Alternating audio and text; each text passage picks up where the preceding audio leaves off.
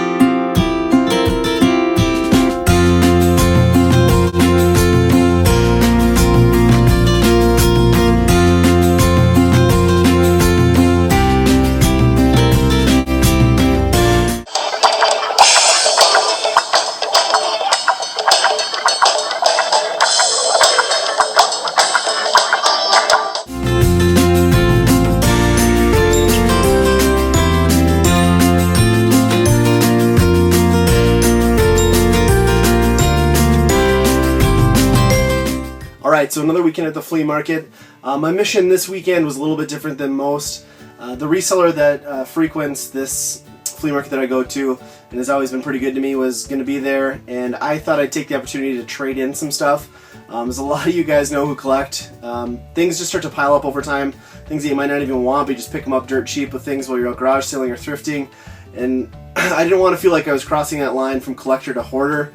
So I thought it would be time to clear up some of the extra clutter in my room here and do a trade with these guys, get some credit, and buy some items that I might not otherwise buy because I'm incredibly cheap. I don't want to pay more than $1 or $2 for a lot of games. So this allows me to get, a few more spendy games that I wouldn't otherwise pony up for.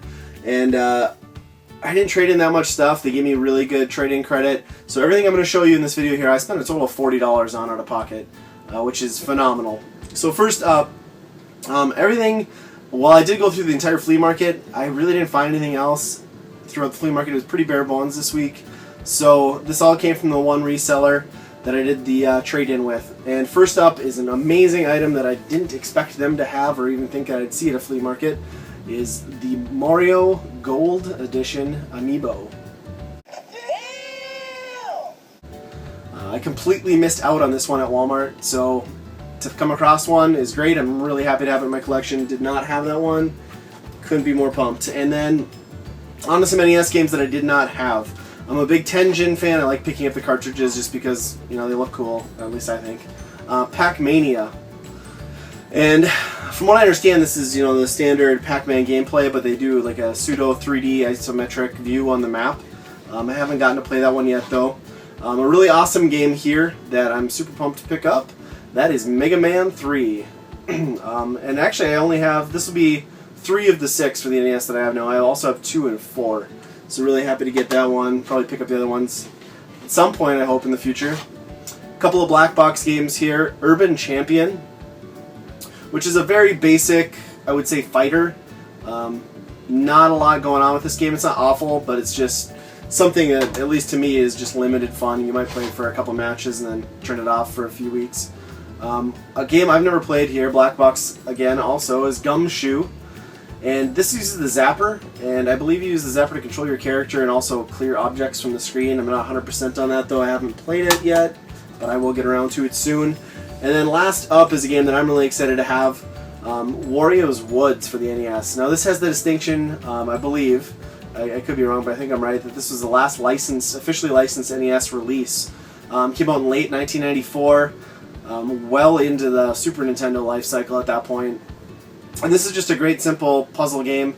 It's okay on its own as a single-player game, but to me this really shines in the versus mode. It's a blast to play competitively with a friend. So if you can find a copy of this, I highly recommend picking it up. And yeah, that's it. Not a lot this week, guys, but at least I finally got some quality NES games instead of just filler. But I will be back again next week with something new. Until then, talk to you next time.